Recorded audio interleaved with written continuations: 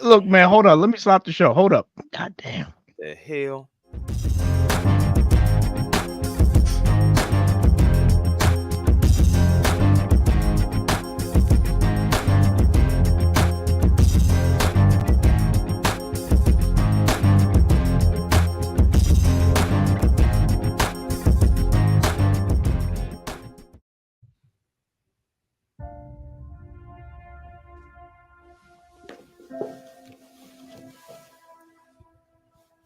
April 26, 2008.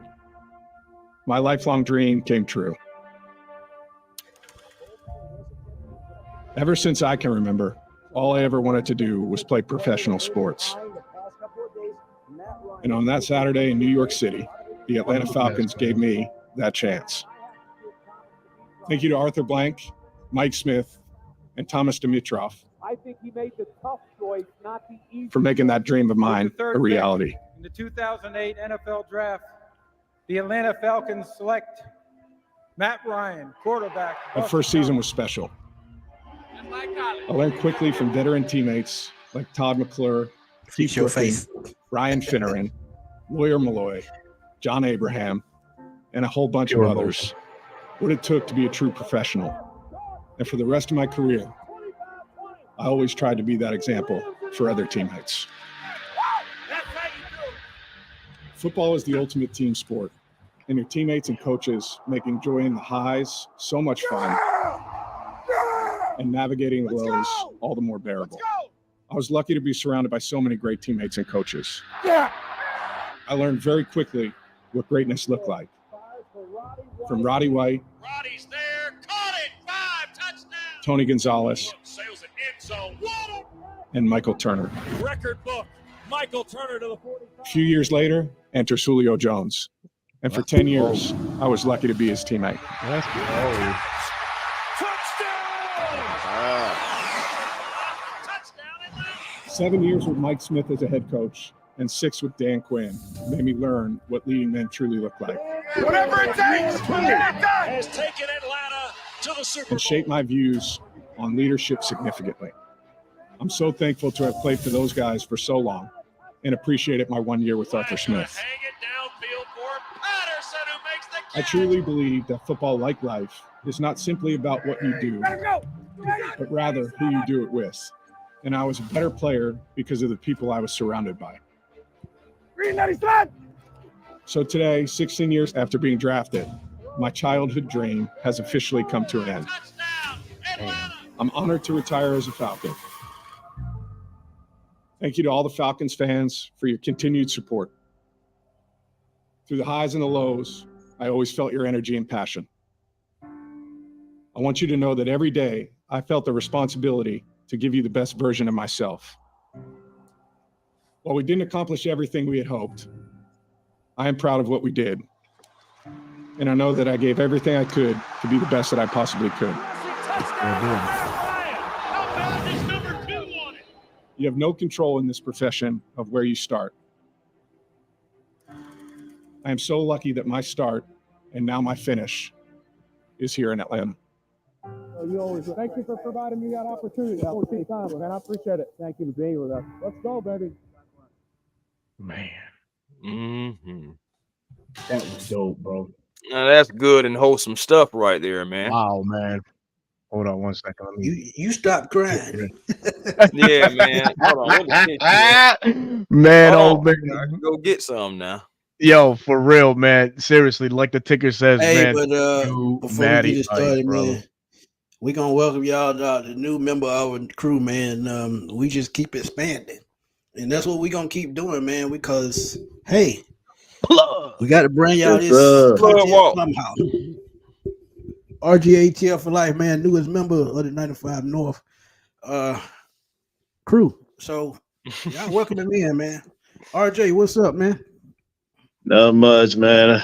Sorry I'm late. I was just on a phone call and I was like, yeah, let me go ahead and hop in right quick. I know this is going to be a big show. Hey, man, I saw you crying in the background. Is that true, man? Because yeah, that was in. That was me. In the it was background. either that or somebody was cutting onions. Something happened. Yeah, Mhm. yeah, I know. Damn, man. But nonetheless, man, welcome RJ ATL for life, man. Appreciate you joining the crew, man. This is the plug for everybody that don't know, man. This is the guy that would text us at all times of the night, DM at all times of the night, giving us the breaking news, giving us the rundown, man. Always supporting myself and Smitty, and I'm sure Chris as Me well, too. man. But Yeah. we're really, really happy to have you on board, man. So you can look forward to some heat coming from RJ, you know, with Braves talk, Falcons talk, you name it, he got you, man. So welcome to the crew. We definitely appreciate you know what you know the element that you're gonna bring to the squad, man. So shout out to you there, RJ. Oh yeah, I'm happy to be here. I'm ready to go. Yes, sir. Yes, sir, man. Yep. Matty Absolutely. Ice, man. DA, I'm waiting on you, man. I'm still waiting on you. DA, DA, get your ass in here, man. where you been by? But man, a chapter closed today. You know, a great chapter at that in the life story of Matt Ryan. You know, definitely a lot of joy to this Atlanta Falcons team. A lot of wins, a lot of success. You know, what do you guys feel like? How are you guys feeling right now hearing the news about Matty Ice, you know, hanging him up? Hey, man, it's beautiful. I mean, 14 years, man, it's a long time, and we're still trying to make sure that we can find our next Matt Ryan. And I'm just happy that, you know, he gets his flowers, was able to sign and retire as a Falcon, as it should be. I mean, the guy did work miracles for us. He's the best Falcon quarterback that we've had. I mean, that's the greatest, really, in my eyes. So I salute to him. I salute to his wife as he gave her a shout out in the press conference, and deservingly so, because she has sacrificed and she has been there for him. Just imagine if Matt Ryan was alone after that Super Bowl, you know. So you just never know where that mentor would have went. So, you know, so I can give a salute to Matt Ryan and everything that he's done, the completions, the games, a durable quarterback, man, more than anything, an Iron Man, man. I think that's really underestimated statement about him, because he was an Iron Man, durable, hardly missed games. Used to get toe out the frame behind some of those lines, and still yet he'll get back up. And he'll get back up and he'll continue to fight for that Falcon logo. And regardless of the things that we didn't accomplish, like he even said himself, I'm happy of the things that we did accomplish, because we did accomplish a lot with Matt Ryan, and we were relevant with Matt Ryan. So salute to him, salute to his wife, salute to the Ice Cubes, and salute to the Falcons faithful. Just period, man. It's a great day for Matt, man. I'm happy for him. Absolutely. Yeah, and what's crazy, man, when he threw that first touchdown pass, I said, we working with something. That the first thing came to my mind. I said, man, I hadn't seen this in God knows how long, probably since Chris Chandler left. And there's no slight to Michael Vick, because we know Mike Vick was a guy that was going to get outside the pocket and use his legs. I'm talking about a natural pocket passer that can sling the ball down the field, get the ball to the receivers, catch the receivers in stride. But I think what people overlook, man, is his greatness in so many ways. You talk about community work, leadership in the locker room. And like you said, too, people don't think about the simple things what he did while he played. You talk about fourth quarter comebacks. He's top 10 in that. You talk about 300-yard games. He's fourth in that. So Matt Ryan put together a great career, man, on the field and off the field. And like you said, he only missed one game in 14 seasons. He just left it out. He left it all out on the field. And 2 NFC championship games, 1 Super Bowl appearance. Had it not been for Tom Brady, that probably would have been the greatest Super Bowl by a quarterback in NFL history. You talk about Grady, who had a 3-sack game. That probably would have been the most complete Super Bowl by a team had they won that game. But you know, we overlook, you know, Matt Ryan because of the shortfalls of some of the rest of the team. He can only do what he can do as the quarterback. It's up to the front office to put the right pieces around him, and they did that early on in his career. We talk about Gonzalez, he talk about Turner, guys like that, Julio, Roddy. So we gave him weapons for him to be great. But to me, I just think we never gave him the right coach to bring that talent up to this level. So, and you know, things happen for a reason. But if we gave him a better coach, I think we talk about Matt Ryan, probably top 10 quarterback all the time. Could be, man. Definitely could be. What you What you thinking got, about? RJ? Yeah. I would say with Matt Ryan, you talking about someone who was just high class the entire career. I mean, you got a whole lot of Falcon fans that will throw like dirt on him, and he would never have those like distractions. So that was just one thing. Like he always just maintained that professionalism, especially like when the team needed cap space. Let's go ahead and restructure that contract. And let's go ahead and build this like team of winner. That was like one thing that like really stuck out to me, like his professionalism, the sacrifices he needed to do in order to, get the team on the right track.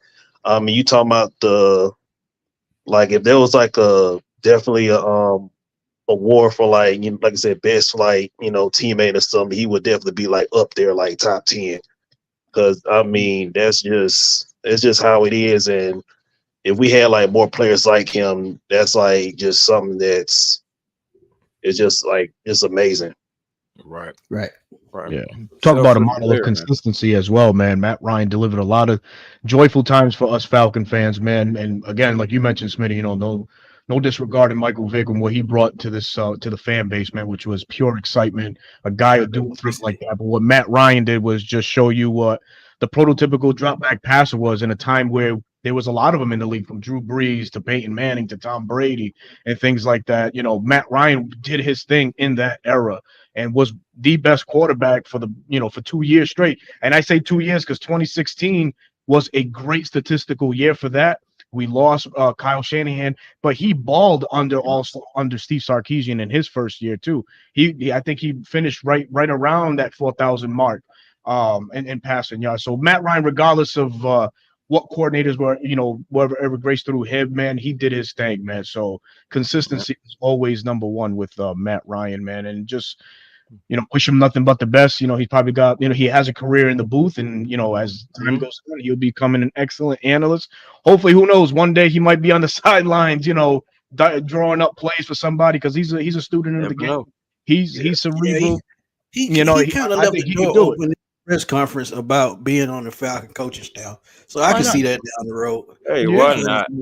Why not, I man? think he has like the offer, man. Quarterbacks coach right now. Let's get it. High IQ. Yeah. Oh yeah, he definitely knows it. Matt Ryan's the only quarterback that went over 4,000 yards consistently, other than Drew Brees. With 5 different offensive coordinators in his last season here, he went over 3,500 with 3 third-string receivers. I agree with that. Oh yeah, sure did. I agree with that. 100%, man. Never had a consistent. Really, we got the cafeteria working in the chat, man. We ain't seen the cafeteria work in a long time, man. Aaron Dale, man, where you been, man? You been salute. Yeah, man, the chef. He's been doing his thing. Man. I've been keeping my eye on him, man. I've reached out to him and stuff like that. He's doing good. School's got him busy. Oh, okay. Well, see, as long as you know, oh yeah, he's doing good, man. But with all this Matt Ryan celebration and stuff like that, in the quarterback talk being very prominent, still in Atlanta. Unfortunately, the news is coming out about the tampering implications coming soon. The Eagles and the Falcons are rumored to, have the hammer dropped on them. But what's the right thing to do in this situation? To me, this whole tampering thing, I don't know, fellas. Sure, these guys are soon to be free agents, and we're not allowed to talk to them and stuff like that. But hell, Senior Bowls, you have coaching staff that they're right there with these guys, seeing them front and center. You don't think that they talk to them in some way, shape, or form? And then you got open forum at the combine, where all the representatives are there. You got hush deals, backdoor deals, you name it. There's all sort of wheeling and dealing that goes on. So what's really tampering? Like, really? I know that doing 2-for-1s. Yeah. I know that the league is really trying to, probably set the bar again. If we all remember some years back with Tom Brady and the Sean Payton situation back in Miami, which this differs from that situation. But you've seen what they were punished for, a first round pick or forfeit of a first round pick and, multiple other picks. In this situation, regardless of what the ruling is, do you guys feel like this is going to have an impact night one as to whether the Falcons now truly stay at number eight, or now are they a prime candidate to trade out of the top 10 to kind of Ooh. balance what might be taken away from them? You got to trade at this point, man. To be honest, because if you're gonna get probably a third this year and a fifth or a third or fourth next year, because I think it's gonna be 2 picks, because I think that's what it was with Miami a couple Yeah. years ago. So they got picks taken 2 years in a row. So I think it's the same It's thing. just we didn't do like what Miami did, regardless. Right. Even if We we didn't. are guilty, But we did think about nothing nearly the way. think about it. This is the killer. Kirk Cousins told on himself. Yeah, at the He press not saying conference. that we nobody would be talking about this. And then you look at Arthur Blank give that crazy reaction as well, what comes along, we just gonna have to Whatever deal comes, with it. We're gonna have to yeah. move forward.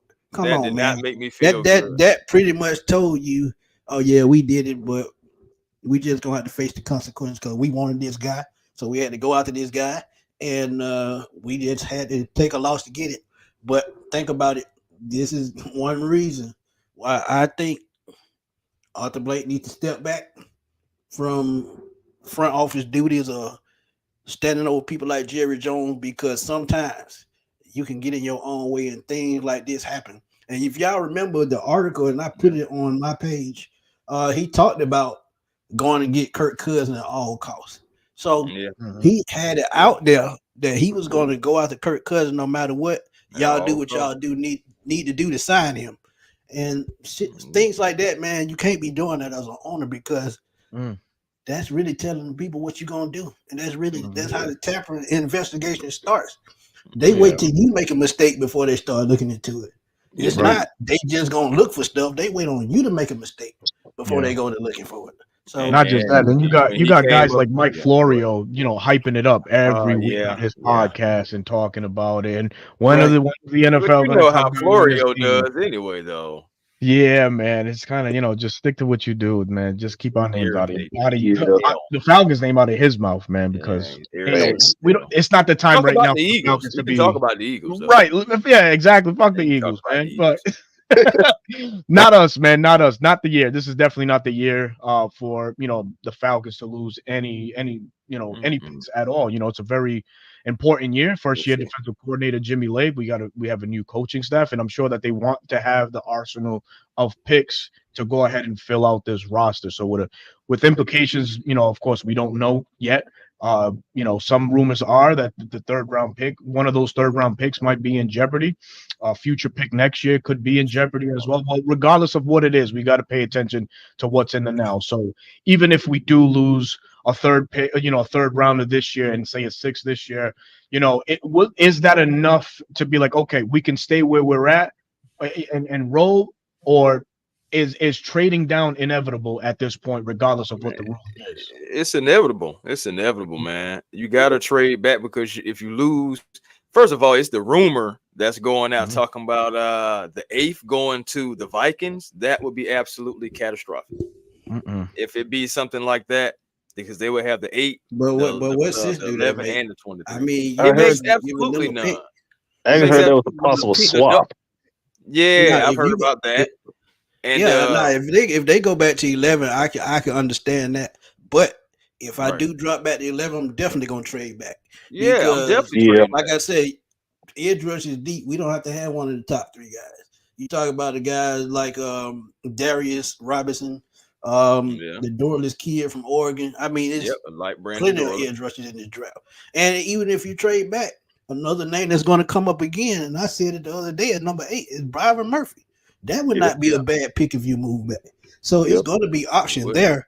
Don't get hooked on these top 3 edge rushers, because sometimes they're overhyped, and I think 2 of them are, to keep it real with y'all. Well, I still put it real. You got to reveal that. You got to reveal that. Who do you feel is overhyped as those edge rushers? Who is it? Come on, I feel like Dallas Turner a little bit overhyped.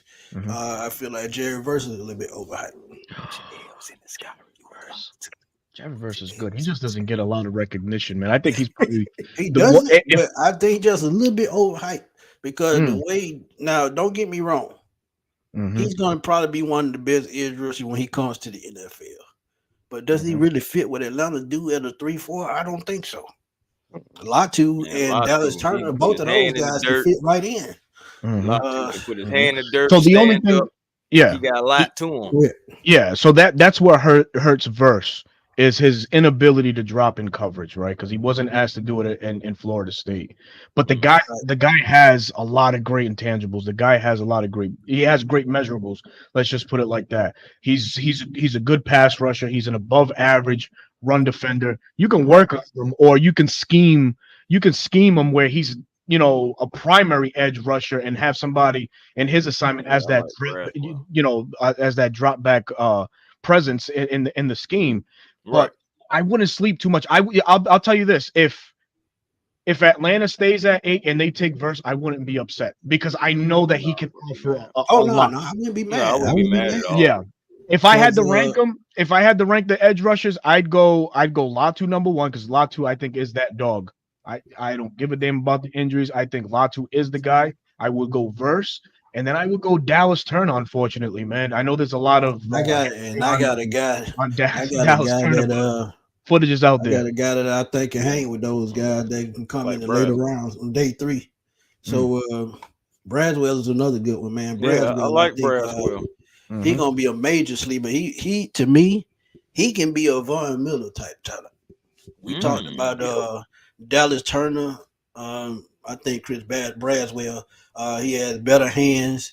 I think he's better against the run. He sheds blocks better. So we'll see. RJ, you want to add anything? Well, for one, back to the tampering, it had to be some better communication in regards to the with Kirk Cousins' press conference for him to actually, just outright say he talked with the team doctor and everything. Like they could have planted ahead, yo, make sure you don't release anything and we good. But since he ran his mouth, now we need some, like I said, ain't no telling what they're gonna do. I'll be shocked if they just take our 8th pick away. And if I see that, I'm be like, hey, A1, you ready for box Roger Goodell? Yeah, man. I'm trying to tell you, I'm trying to get this charity event going on if we lose our 8th overall pick, because if they take with that boxing ring. Thing with it is we got to see what's gonna happen with Philadelphia. They've got to be in the same ballpark when it talks about consequences, because they did the exact same thing with Saquon Barkley. Actually, they did a little worse. Yeah, they went worse. Yeah. So. Yep. Yeah, that's what I'm saying, man. And real quick, just as a refresher, the Dolphins, they had to forfeit their 2023 first round and their 2024 third round. Plus, on top of that, a $1.5 million fine here, $500,000 to Mr. Beal, I believe. Yes, to Mr. Beal. You had that situation. We if y'all remember the situation, you already know. Poor Tua was getting backdoored. That's another thing that nobody really talks about. They were just strictly rid off Tua. They was going to go get Tom. They was going to go get Sean. They was trying to make something happen down there. And that was the consequence. I don't believe we did any of that to that degree to lose so many draft picks. Yeah, that's why I think it'll be a day 2 pick. Yeah. But I'm hearing that it may be multiple picks. So yeah, one this year and one next year, I think. Yeah, just get your heart ready. You know what I'm saying? If y'all seen Sam from the Sun, just it don't bother me. All right, man, I'm over it, bro. Man. They trade. Get your heart ready, man. Yeah, if they trade back and get the pick back, it won't even matter. No, but the only thing I don't like, it should have happened right after free agency. Don't wait so close to the draft. Exactly. That part. Why you wait until the week of the draft to try to spring this on us after all of us, including in the content creator world, fans and everything. We're doing drafts, mock drafts, all this stuff for them because we're thinking it's going to be one thing. I'm pretty sure a lot of people probably actually put it out of their mind about the tampering thing because it wasn't too much being said more about it. Now, all of a sudden, a couple of days before the draft, and we're kind of trying to move and shake, and we can't even move or shake. And the thing, it's all depending on what we possibly lose. Because one thing I don't want to do is lose my first round draft pick and then have to use some of my other picks to possibly maybe get back into the first round. Because now we just straight out losing picks. So this whole thing, man, I'm hoping just like Smitty is saying, that this may be a day 2 pick. Shoot, I'll even take a couple of day 3 picks if we can just get it out the way. It just, I don't know, bro. I don't want to lose nothing hot and heavy because I don't want to hear nothing about, oh yeah, Terry, he drafts better in later rounds. That's besides the point. I ain't trying to lose. Yeah, nothing. I say that all the time. I want surplus. I don't want surplus. You got to stay in the top 50 the best you can. So I just think 6 picks in the top 150. We don't need to lose any of those. I'll say this about the draft picks real quick, man. Sometimes I got out of the world, just ways of thinking when it comes to certain shit. But with this draft pick situation, I really wouldn't mind mortgaging some of the draft picks that we got in future years, 25, 26, as you see teams actively trading away those picks for, some talent, some good talent and stuff like that. For me, that always results in lesser contracts, more money down the line. And what this Falcons team is going to be facing down the line is more money and less picks. But in that, what I mean by that is you got to pay Drake London. You're going to have to pay Bijan Robinson. You're going to have to pay who else? Whoever the draft choice is this year. So you got to start looking down the line too. You know what I mean? If we mortgage off some of those draft picks, that's salary. In that's this year's draft, you cool with that? In this year's draft, in this year's, you know what? Because that's what I was referring to. I don't want to lose this draft. Not in this picks, I don't care about. That's the future. Right. We don't know future pick. We don't know that. Yeah, correct. So those can ride. I mean, whatever. But if whatever the draft, NFL is thinking, they're gonna do it this year. I wouldn't want them to do it this year. I would want them to do it next year. But they probably already have their mindset, and they're probably gonna punish us for this year coming up, and which is unfortunate because it really it makes us pivot on what we can do. But going forward, if it's next year, I wouldn't give a damn if they, take a third, second, or a third next year. I really wouldn't care. Really wouldn't care, to be honest. Quick question, guys. Pretty much like, when would y'all actually want that actual verdict to actually happen? Because if it happens like Wednesday or the day of, then what type of preparation? It needs to come down tomorrow. Just get it out the way. We already don't been stalling long enough. I get it that you didn't want to drop it on pretty much Matt Ryan Day, and that's cool. I respect that, and I thank you for that because I don't want to have a high moment and then have a low moment going to bed. I appreciate that. But tomorrow it can come out. Just go ahead and get it out the way. What you want to do? What is it? What is it? Don't keep prolonging this and then stretch this out, and then next thing you know, Thursday morning you drop it. That's BS. Come on now, let's have some kind of class. Yeah, they doing it for a reason. They just being an ass about it. They trying to prove a point. And at this point, why prove a point? Y'all need to really be trying to change up the rules because like y'all said, with tampering with what's going on in college football now with the NIL deals and the way they interact with agents now, it's just totally different. So you can just run across talking to a player just by interacting with a college player. So I mean, it could happen, bro. So they just need to just get rid of it, to be honest. Right. Because if you're gonna let people tamper, just let them tamper. You said it's early tampering, without the penalties. Yeah. I'm just saying, like in the off season, people have phone numbers, all that stuff. Like it's just crazy, dog. And then just like Berto said earlier, but in the tampering at the combines, my gosh, come on now. We know that's going on. So that is as blatant as it gets. Man, I'm talking about took the word right out of my mouth, brother. But Aaron Dell's right here. He's probably going to spring shot us into our next and last segment of the show. He says, if you were in position to pick a receiver in the third round, who would you take out of these three? Brendan Rice, Javon Baker, or Jalen McMillan? My pick is Javon Baker, but I wouldn't. I guess I wouldn't mind. I wouldn't mind any of them. Any of them.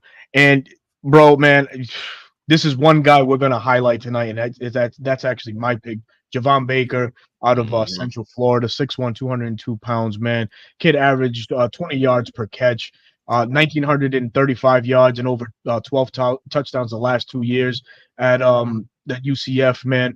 Kid's a baller, man. And like I was telling Smitty before we came on live, man, kid reminds me a little bit of Roddy White, man. So, I mean, hey, if this kid could, match rate into anything close to Roddy White, man, I'd be good with that and would be a perfect compliment to Drake London at number 1, which, that's an argument there. Who knows?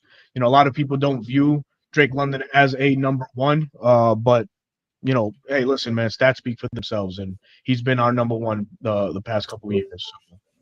Yeah. So yeah. Heck yeah. I Who like. would you guys take out of those out of the Smith. in that question? Who would you guys take? You got 2 other worthy receivers right there, McMillan and Brendan Rice. Man, I had to say Jalen McMillan because he played the pro style offense. And to be honest, the run out to the catch with that kid, man, I think he's going to be one of the biggest sleepers in this draft at wide receiver. So I have to go Jalen McMillan, man, because you talk about a guy who had route running, good hands. He's just the total package at wide receiver. Pause. He literally total package at wide receiver. But, I think Jalen McMillan. Well, and you got this going about also McMillan, man. He had 12 touchdowns and got close to 1,644 yards, 89 receptions as a senior. I'm just saying, I believe he's going to be a sleeper as well. But I can't lie, I like Javon Baker, man.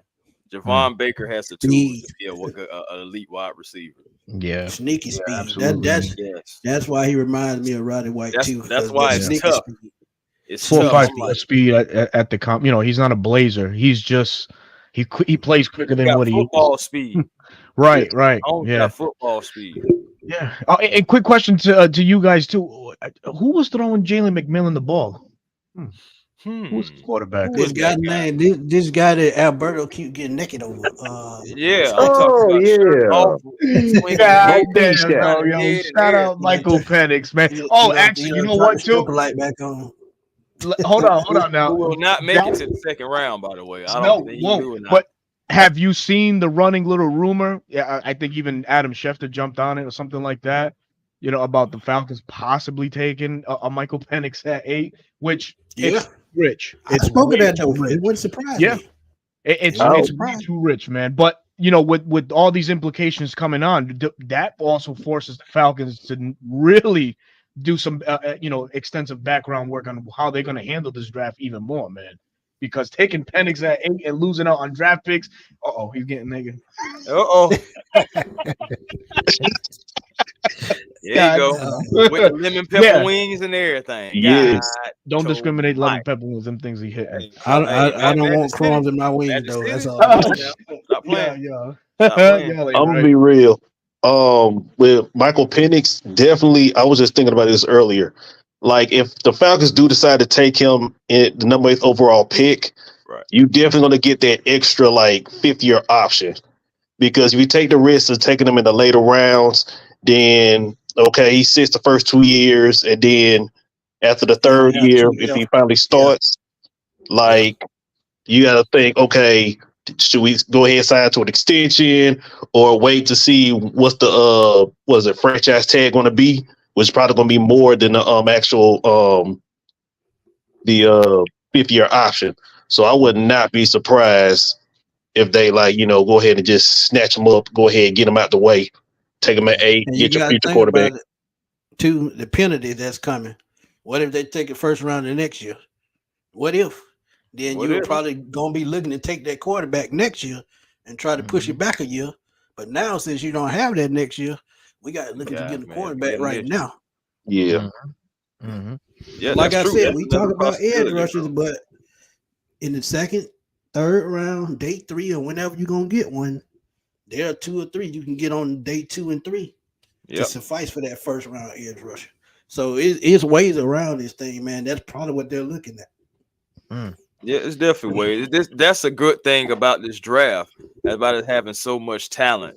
Now, of course, again, like I said, I want surplus over shortage, but as far as Terry Fontenot, he is a scout.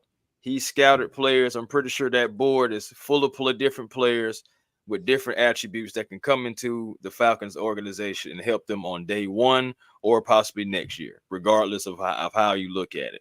So, I got to give him his credit on that too. Regardless, I don't want to lose nothing, but that's just me not wanting to lose anything. And that's anybody though. And Aaron Dell says, Berto, I hate to tell you, the possibility of Penix going to the Raiders as Yeah, well. I can see Yeah, that. it's a That's possibility. picking up steam. I know he's one of the Hey, teams that's linked to They Penix. like So him too. it could They happen, really man. do. Yeah. I said I can see the Raiders trading up to number 8 to get Penix. So that's why I Come think he on. doesn't make it out top 10. Give him some more Yeah. Come picks. get, Make it out top come 10. get this draft pick. Yes, sir. Yep. Let's Hey, go, before you Raiders. go into this question, man, let me go ahead and bring up the last segment of the show, which DA Yes. is helping us in this regard here. But we're talking sleepers and gems in this 2024 NFL draft, and the Atlanta Falcons are just notorious for hitting on late round picks. You go back to 2015 with Grady Jarrett. You could circle back a year later in 2016 with Devondre Campbell in the fourth, I think third or fourth round. Last year, Hitman Helms in the seventh round. Ricardo Allen as well, in I think 2015 or 2016, one of those years. So the Falcons are notoriously great at, you know, picking these guys or just scouting these guys. No other teams even probably have on their draft board. So we're gonna bring up a couple names. Myself, Smitty, RJ, if you have a name or two that you would like to throw up there, and Chris, we're gonna throw some names, man. The Falcons in later rounds, could go ahead and venture into it and look at. There's a lot of production in this draft. I know Chris, you just mentioned that the talent pool is pretty extensive, especially on the defensive side. So we're gonna go ahead and start showcasing some of these guys. I'll bring up some of their videos and stuff like that, and you and the folks in the chat go ahead and enjoy it and let us know what you think as well. But we'll start with you, Smitty. One name that in later rounds, ladies and gentlemen, it's anywhere in the rounds from 4 to 7. That's usually the sweet spot for these project players, or these guys that a lot of folks might just say, hey, let's bring them in and see what we got, and they end up turning into gold, a la Grady Jarrett. So, Smitty, who you got for us first, man? I'm gonna start out with a position that nobody's talking about. And trust me, we got names at the position, but we still need more help. Linebacker. As I'm looking at Nate Landman on a 1-year deal, which I think they should have gave him at least a 3-year deal. I didn't know that, but yeah. Caden Ellis, really an outside linebacker. He's in the middle still. You got Troy Anderson coming back, who's probably going to be on the outside, and they're going to have both of those guys roaming the field just pretty much. So you need that guy that can solidify the middle of the field. And Jeremiah Trotter is one of those guys I look at high motor, plays zone well. He's a great cover linebacker. 2 interceptions last year, 1 return for a touchdown, 2 forced fumbles, 5 pass defense, 15 tackle for losses. So you talk about a guy that who he reminds me of. Right. Ivan Pace. He reminds me of Ivan Pace. Y'all remember him last year? Went to Minnesota, 5'11", 6 foot tall, somewhere in there. And I think they got a steal with Ivan Pace, and I think Jeremiah Trotter can be that same type person, man. Same type person. Sideline to So sideline. y'all see it on the screen. The footage is right here, Sideline man. to sideline. Absolutely. 5.5 sacks, man. The kid's always Yep, in the he can back. blitz as well. Undersized. JTJ. Mhm. And like Smitty said, man, his pops was the same size, but his pops balled out for Philadelphia. So Darn sure did. Hey, and if it's in the y'all remember bloodline. Falcon great Jesse Tuggle, he was an undrafted free agent and he was 5'11". So he was the exact same size. But he played 13 years in the league, multiple Pro Bowler, and one of the Falcon greats. And I think Jeremiah Trotter can have that same type of effect. And watch this play right here, where he ends up at. Straight head on, plug and run lanes. He can just do it all, man. So Jeremiah Trotter is the first guy that I think about when I think about what they could use in the later rounds. And I think his size is going to drop him down to the 3rd day. But trust me, whoever gets him, they're going to be getting a greater Jared type talent. Ooh, I like it. He definitely has the speed, and just watching the film and stuff like that kind of reminds me of former Oklahoma linebacker that we had here, Curtis Lofton, man. Curtis Lofton didn't have the speed, but he was that tackling machine, downhill tackler. And if he just had the speed, man, he'd be, an even greater talked about linebacker. But as you can see here in this video package, Jeremiah Trotter Jr., man, he offers you a little bit of everything, man. So definitely with the speed, Ivan Pace, and you've seen how Minnesota used Ivan Pace last year as an edge rusher as well, an undersized one. They can turn around and do the same, same things with him. But right. we shall see what happens, man. Chris, you got anybody you want to throw in? Yeah, I'm gonna go with a guy from West Philadelphia, born and raised. And no, it's not Will Smith. I'm talking about Tyke Smith. Now, this player, I feel like Bullard is a little better. I do, in different aspects. But we're talking about later rounds. This is a guy who always around the ball. If you look at his tape, he has a solid mold.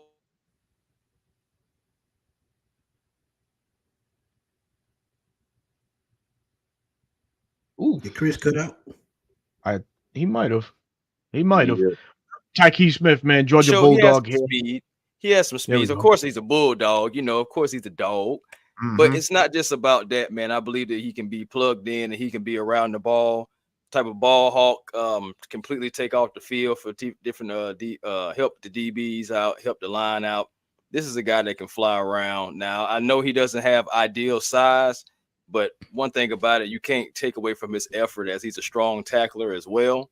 And in this league, the way how it's going, you're going to have guys who can tackle, guys who don't mind getting into the run defense, and he's good in man and zone.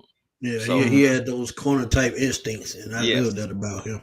Yes, he does. And you know what, man? He does have those. Really, the size, man, that's starting to become an overrated thing, man. It is. It needs to be put to bed, honestly. Yeah, man. You got guys like Bob Sanders, safety, Earl Thomas himself. 5'8". 5'8" guys, 5'11" guys. Bob Sanders was 5'6" with 5'6" with stilts on. Dude, he was a missile, man. And the guy that I'm gonna bring to the party right quick is in that same breath, 5'11", edge rusher out of Troy, Javon Salmon, man. 33 sacks he finished with his career with Troy. But this kid was unbelievable, man. This kid was unbelievable. Always around the football. Right. And we're gonna bring up his video package in a second. We're just waiting for these goddamn commercials to move out the way. And then one thing also about Smith too, remember he was coming off an injury because he was playing some of his best ball and then went down. So he's working his way back into things as well. So I think he can be a steal. This is an edge rusher intercepting the ball, by the way, right there. He's dropping in coverage.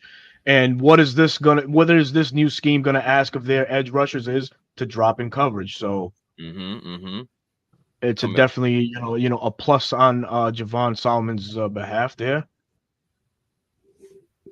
Yeah. He can cover. Had 13 sacks last year for Troy. Like I mentioned, 33 sacks overall to finish his career there with Troy University. So yeah, man, I just like this kid's motor and skill set. Number 41, that's the kid right here. That's getting this all this attention. Yeah, Xavier Thomas is another good one. Man. He is. He's gonna be another good day 3 steal. Clemson's gonna have a lot of players on day 3 that's probably gonna still be on the board. You talk about Will Shipley, the running back. He's gonna be on the board. He's a Christian McCaffrey type running back. So speaking of Christian, what about Luke? Yeah, Luke McCaffrey. Let's look up Luke McCaffrey. Why not, man? I know somebody had just mentioned that in the chat, man. So let's look up DA. I think he mentioned him, but yeah, we mentioned Luke McCaffrey as well, and he's faster. Well, in the combine, at least, he's faster than his brother. We're gonna see if it translates to the actual football field with pads on. But I like what I see from the kid, and I definitely know he. Well, unless he moves up in the next couple of days, I definitely know he'll probably be a day 3 pick. Shout out Sports Production Area for the highlights in this one. This one being from Luke McCaffrey. Shout out comes to from him. strong bloodline over there. Pops, played for Denver. Now big bro plays for Frisco, and now young brother's trying to cut his own lane and carve his own lane out in the NFL, man. And receiver is something that we definitely could add in later bloodlines in Atlanta. Too, absolutely. We like bloodlines in Atlanta, so Yeah, DA, he on it, boy. He been looking at our cheat sheet. Yeah, I'm trying to tell you, he about to have to put some stuff up from DA. He got some size. Shanahan's playbook. Yeah, what's his measurement? What is he? 6'2"? Chris? 6'2", I think. 6'2". Talking about Luke. McCaffrey. 6'1" or 6'2". Yeah, I think he's 6'1". 6'1". Mm-hmm. Yeah, and the crazy thing about it, their dad was 6'5", but none of them turned out with that height. But they're superior athletes and they're versatile. Right. If you I look at think the they're way he better plays, athletes than Luke. I mean, than Ed. the, And Ed was an Ooh, athlete, man. especially in the Golly. 90s. Ed was and Ed was crazy. he runs routes just like CMC. If you look at the way he runs routes, it Right. looks just like CMC coming out the backfield. Yes, it does. Let me go ahead and bring up another guy, and I'm going in the trenches with this one, folks, man. Okay. Wayne Carter, man, Yeah, out of man. Duke, defensive tackle, man. I like it. Mm-hmm. 3-year captain at Duke University, man. Just man, an animal, man. And he's an animal. And I keep Goddamn. telling y'all, man, we're gonna have to have some replacements for Grady and Onyemata when they leave. So why not start now? And shout out to Just Born Productions, man. They do great highlights. Absolutely. I Always, actually man. talked to that. I've actually talked to that guy before, man. I asked him, could I use his great. highlights?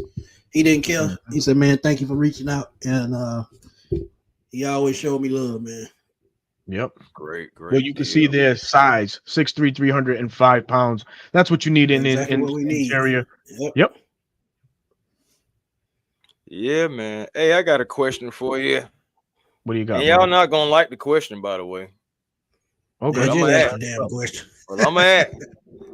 So it's a guy that I've been checking some tape on. And I know it's Kyle Pitts here. I know we just got a blocking tight end from San I Francisco. bet he finna go with that Illinois tight end. I'm not actually. I'm going with Theo Johnson from Penn State. Another athletic tight end. Yeah, he's another athletic tight end, 6'6", got 33 inch arms. Well, as far as length, and then he has big hands. Pause. Yeah, pause. And everything. But anyway, the man's 40 vertical, broad, and 10-yard, all was stellar. He's a superior athlete. I know we have Kyle Pitts. I feel like we need like one more tight end.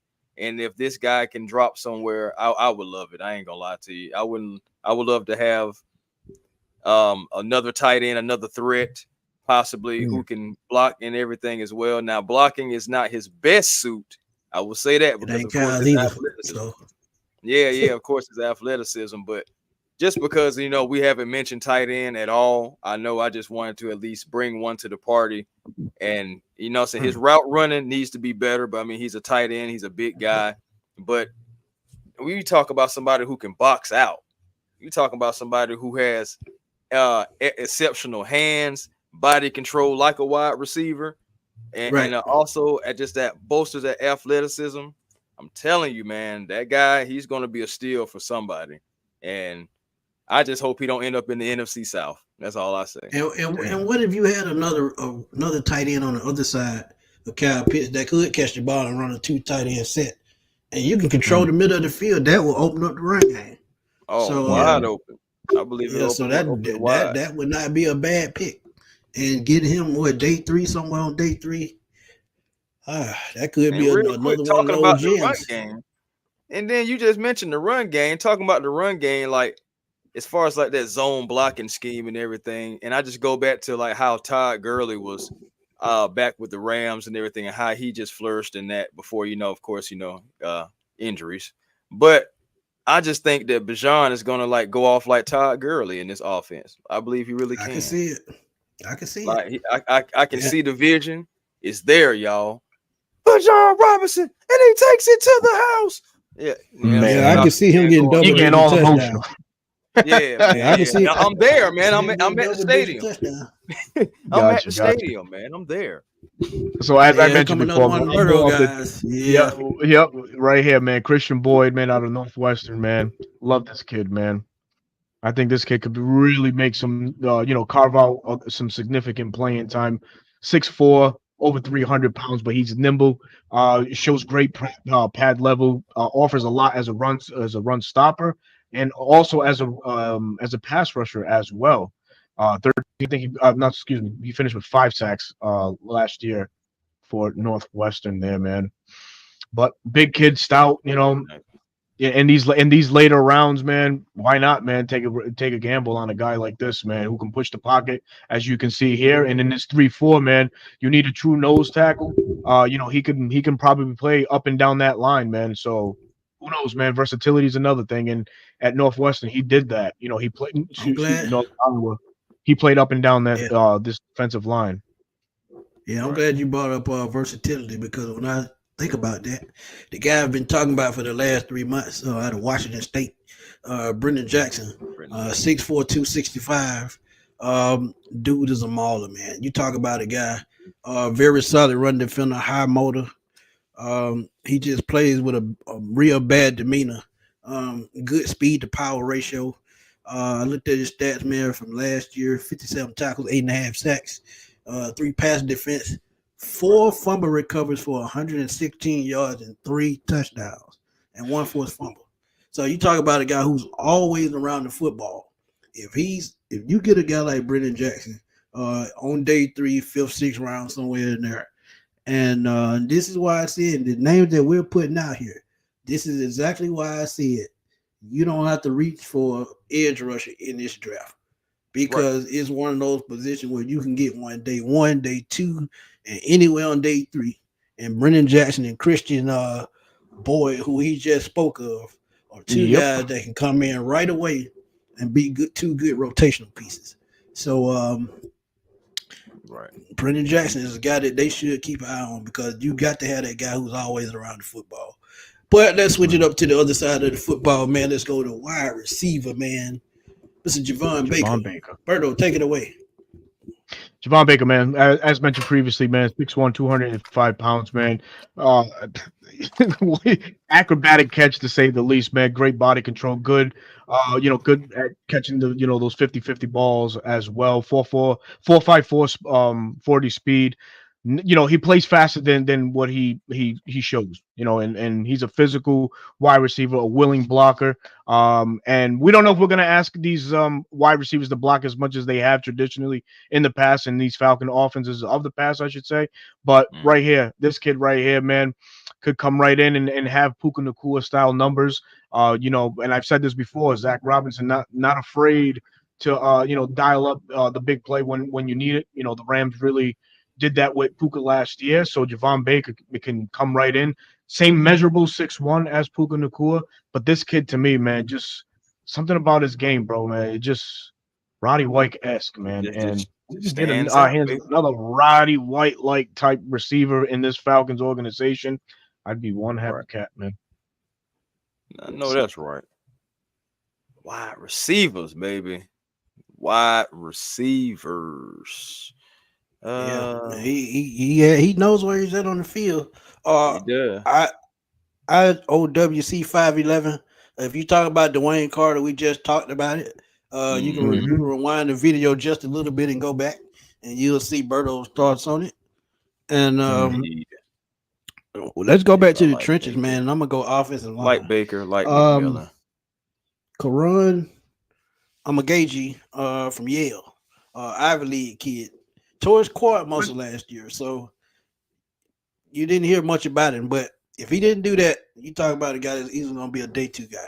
So now that he has the quad injury and he's a little bit of a project, a little bit of a raw talent, 6'5", 325. You talk about a guy that is an athlete, first of all. And if y'all remember Foye Olakun, we got him in 6th round at safety. He ended up being one of the best middle linebackers in the league. Last year in Atlanta, 192 Got tackles, paid. led the NFL and ended up getting a $17 million a year deal and just re-signed with Jacksonville. But Karan is an athletic offensive lineman, good run blocker, elite pass protector, and like I said, if it weren't for that quad injury, we'll be talking about him as a day 2 guy. So he's a guy that you could look at on day 3 at the offensive line spot because as we talked about on the show before, Caleb McGarry is not that guy, and I think Storm Norton is going to take his time again this year. So why not bring in a younger guy, get him some time to get up to speed at the NFL level, and you may have found another GM from an Ivy League school. So Karan, welcome. Come on down. I wouldn't mind having you in day 3, 5th, or 6th round. But we'll see, man. But one guy you should look at. But another guy on the screen that Berto been talking about since December, Brandon Dorless. Take it away. Go, no, I'm gonna give this one to Chris. This is Chris's guy too. So, Chris, what you got on Brandon Dorless, man? As you see there, hustle and intensity is part of his game. And Brandon Dorless, man, that's one of those go get 'em type guys right there, man. Brandon Dorless, and he also has the arm length that the Falcons like to draft as well, man. Almost 34 inches in his arm length, just because Smitty's around. But anyway, yeah, man. But Dorless, you got to think about this. He helps in the run game, and he can help as a pass rusher. Now, he only had 4 sacks, right? But guess what? He had 6 QB hits. He had 45 total pressures, 35 of them being QB hurries. So he speeds up the quarterback. He makes the quarterback thinks, and he has a motor that get after the quarterback, man. I've been on Dorless. I know Berto has as well.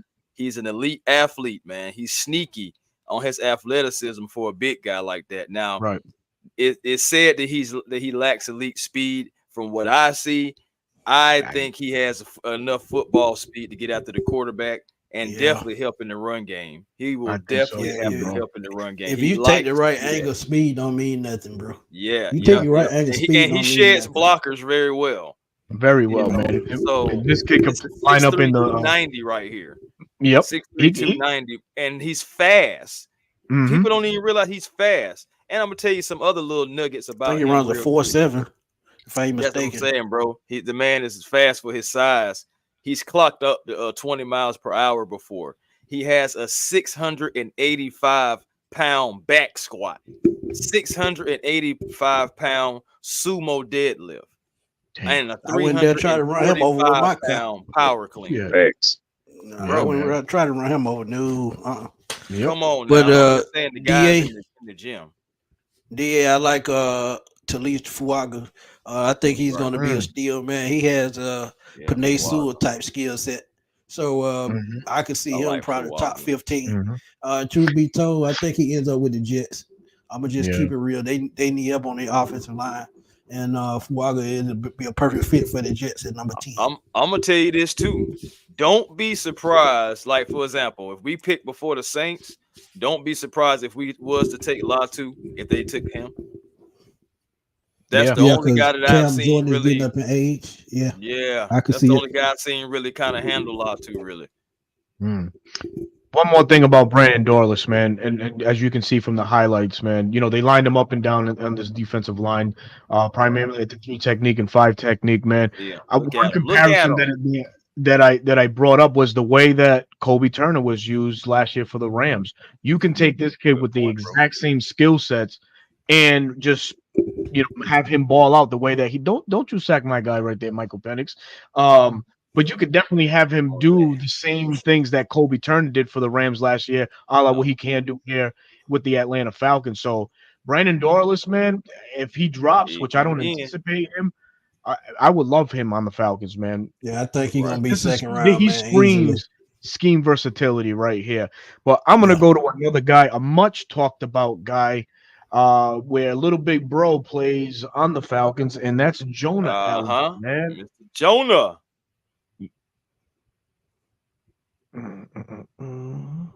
Yeah, you talk about a guy 6'2", 248, man.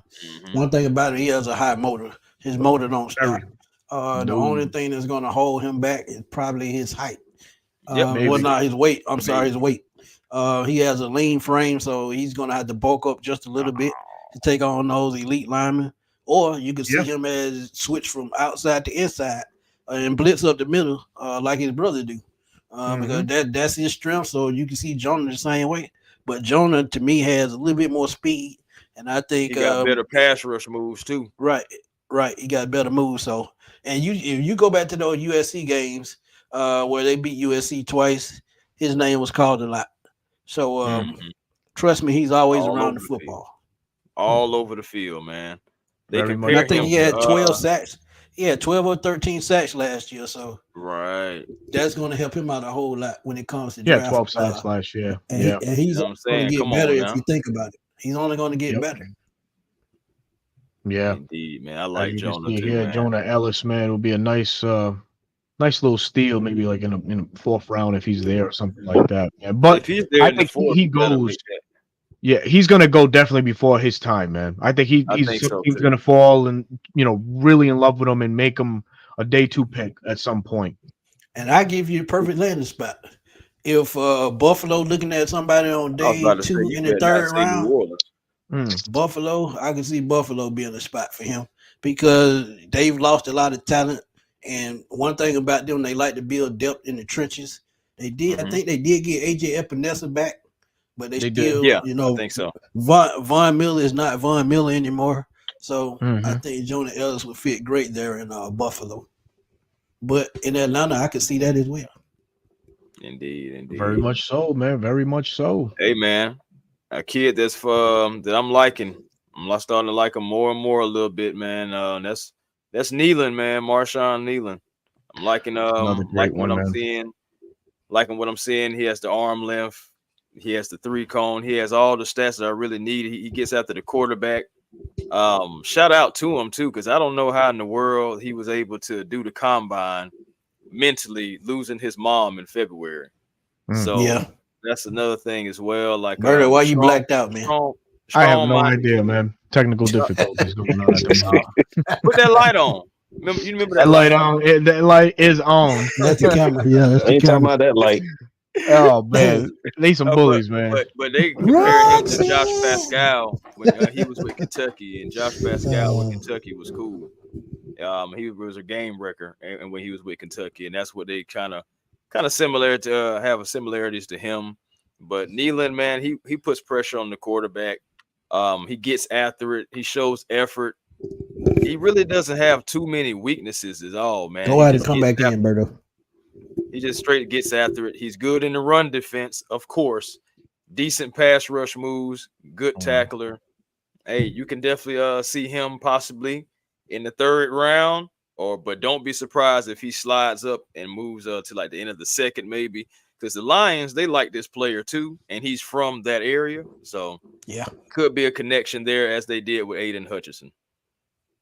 Yeah, that's a great point. DA, I ain't even looked at Austin Booker. But Dominic Puny, I think his name is, the offensive lineman from Kansas. I think he's gonna be a day 2 steal. You talk about a guy, great run blocker. He has short arms, but when you talk about technicality, Dominic Puny from Kansas is probably one of the most technically sound offensive linemen in this draft. And the only reason he's going to fall is probably because he played at Kansas.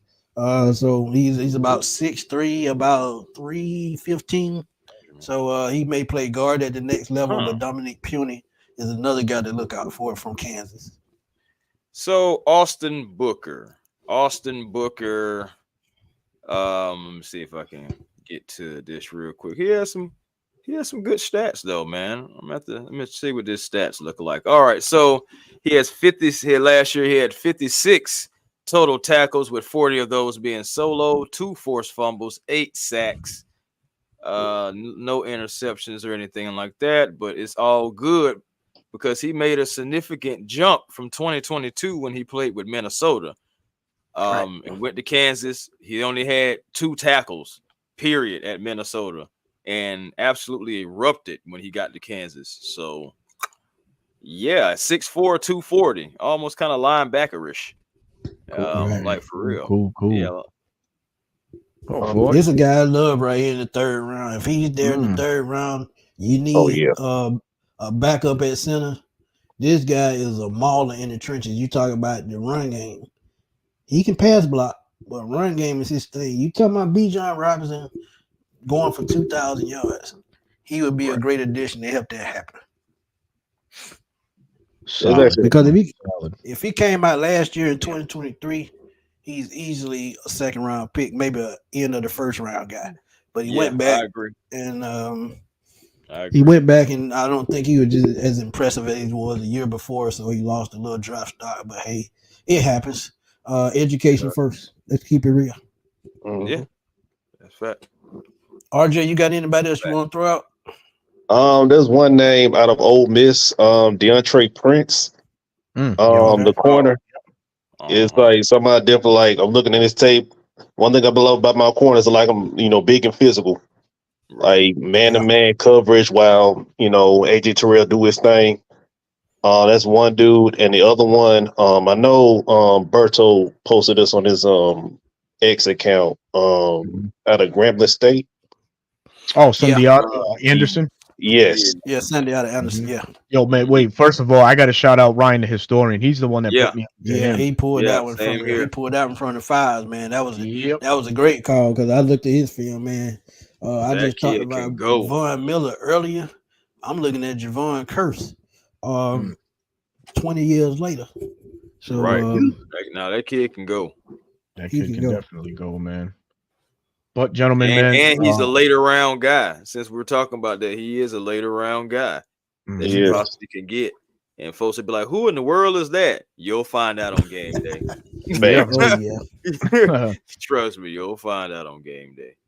Just want to take a quick second, Smitty, Chris, and RJ, man. Just shout out Big Low Country, man, for this incredible movement that he put forward. Challenging all of us to drop, quick little videos saying the number 8 overall pick is going to be in this year's draft. And folks, if you guys don't know about it, man, we're all involved. So you can go to the channels that you see below, starting off with Big Low Countries at Big Low Country Sports. And it goes from there to Smitty, Audio Falcon Mind, Twisted Torch, Larry and Sean of the Dixon Way, myself, 95 North Falcons Talk Show. Am I missing anybody? One Time for the Fan, Jack Spain Company. So there was a lot of us, JR Grimm of Pound for Pound. So there was a lot of us that were involved, man. So if you guys get a chance to, man, go ahead and revisit those. There's a lot of platform swimming that you got to go through, but it's worth it, man. Everybody brings their case for number 8. And as 4-quarter podcast just hit the building, that's my guy right there. Latu season. Put your L's in the sky if you would like to. Yes. Put your L's in the sky if you would like to. With him. Yes. I know one guy that's not. I'm not calling him out, but I'm calling him out. Mr. Wallace Smith, with all due respect, challenged me on the video. He goes, you know how he goes? I disagree, Berto. I think Mr.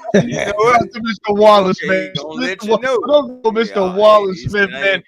He'll keep you on your toes, man. He'll definitely tell you the truth. And so, shout out to you, sir, and thank you for your kind support, man. We love to always hear your feedback on all these videos that we go ahead and do. But yeah, again, shout out to Big Low Country on that one, man. Smitty, anything else you guys want to add on before we wrap up, man? We've been on for about an hour and 10 minutes, and got a lot of things coming on. I know we all are involved in something in some way, shape, or form this week. So we'll definitely let you guys know where you can find us individually and together. But RJ, you got anything to say? Want to add on? Shout out anybody. Just let the folks know, man, so they can start getting used to your face, brother. Yeah, pretty. Well, I don't know, man. The plug don't kind of like let his face be shown too much. I don't know. Don't be telling that man's business, man. You a damn snitch. Well, how am I dry snitching? Oh man. Look here now. Don't let me start talking about Jay now. I know you was hating about her abs earlier. Them thing blocked up, man. Shoot, man. Shout out to her though, man. She put that work in. Yes. Again, the man's RJTF Live on the plug. Whatever like breaking news, that comes out. Pretty much I definitely spread that out to, Smitty, Berto, and Chris A1. And it could be, like I said, Falcons, Braves, and the Hawks as well. And definitely focusing on the Hawks this offseason since we only got one draft pick. So that's gonna be one interesting offseason. But other than that, that $25 million exception either. Yeah, wasted. Yeah, it's getting hard to watch the Hawks, man. I'm gonna just keep it real. Yeah. But other than that, y'all can actually find me on X. I'm using my real name, so Roster, he's Junior. Follow me, and I'll be posting a whole lot of stuff in regards to Hawks, Braves, Falcons, even wrestling. So you wrestling, yes, sir. Wrestling. Yes. Wrestling So- been on one lately. Oh, Hey, look, definitely. folks are already getting used to you, so we're gonna go ahead and bring this up right quick. Dang. Yeah. Well, You gotta get used to it. You gotta get used Aaron to Jesus. just it. coming back. Aaron Jesus. just coming back. He started shit already. Ain't that Jesus. Yeah. No. What a He done boot got is. called Somebody give out me a by boot. the. He done got called out by the. He done got called out by the Yeah. cafeteria worker. Come on, man. Yeah. For that, Arundel's. Get your. Thank you. All love. It's all all love, good. man. It's all good. But before we get out of here, man, I gotta give a special shout out to my niece, man. Mhm. Today is her 20th birthday, man. She got one more year, she'll be legal. Hey. Hey, And man. the Happy crazy part about birthday. it, Happy she birthday. was 3 months old when I got married. She had juice coming out of her mouth, so now she fully grown almost, and it's been a journey, man. So shout out to her 20th birthday. I remember when I was 20, that seemed like light years ago, but we ain't gonna go there. But y'all can catch me, Smith Sports Machine, on YouTube, and Thursday NFL draft, man. Y'all come through. We're gonna have Yes. fun, man. We're gonna give y'all our Gonna thoughts be on every here. pick. And when the Falcons pick, I might cut out, do a quick video, jump back in, and we just gonna have a ball, man. Because trust me, it's some surprises coming. Yeah, we have some and special just guests like that evening as well, too, man. Yeah, Bro right. Talk and Playboy Darren will be joining us live that night for the first round Facts. reaction.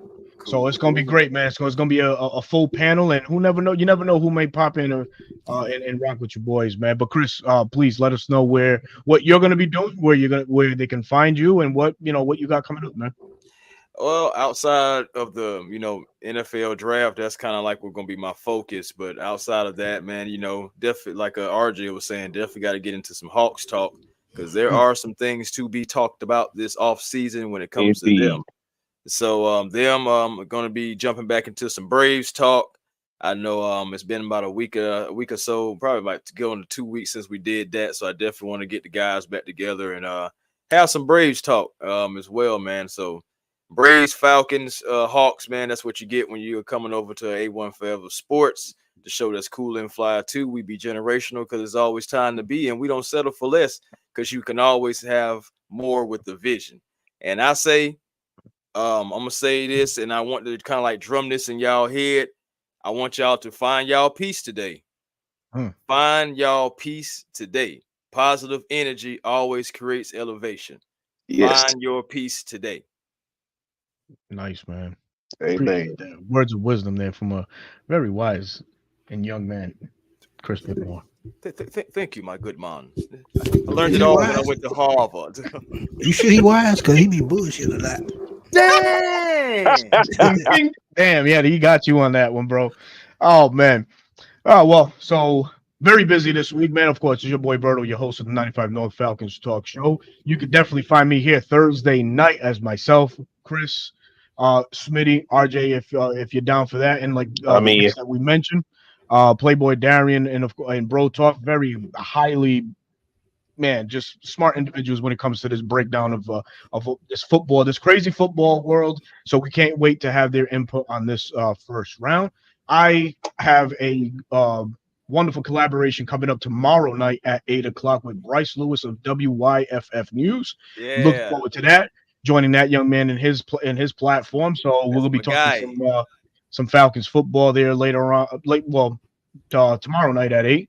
And also, I will be on Bleacher Report tomorrow at 1 o'clock. I'll be on Bleacher Report for the rest of the week, man. So anytime from 1 to 2 o'clock in the afternoon, I will be on. But tomorrow, I will be on at 1 o'clock doing a the last Falcons mock draft. I will also be on Wednesday afternoon. I'll be on with the host of other podcasters from the Saints, the what's the other teams in the NFC South? Buccaneers, the Bucks, and the Panthers. Yeah, I know. Oh man, so I'll be joining them. Tighten up. A lot of exciting things coming on, man. Forgot about them. Hey, so that means Berto, I can get that $10 back. Oh, and I got you, bro. I got you. Oh, I don't know about your Cash App. You had mentioned something about that, about your Cash App being hacked, and We all know. No, that was before I even met you, brother. No, that's past time. That's over and done with. Cash out, good to go now. Cash out. Oh Good to shit! go. Good. I'm Sport. glad to Yeah, hear you that, fine, man. you I'm boy. glad to hear that, man. But man, for myself, Smitty, Chris, RJ, man, thank you so very much, everybody that came out tonight, man. Salute to everybody. Always appreciate everybody coming through and you're just blessing us with your takes and your opinions and stuff like that. But man, we gotta go, so we'll give you your what is this, Monday night? Yeah, we'll give you your Monday Monday night. back, man. Shit, Monday God night. damn, Monday Monday Night night. Raw. Yes, Yes, sir. yes. Oh, yeah, brother. But until then, man, we'll see y'all soon, man. Peace. Peace.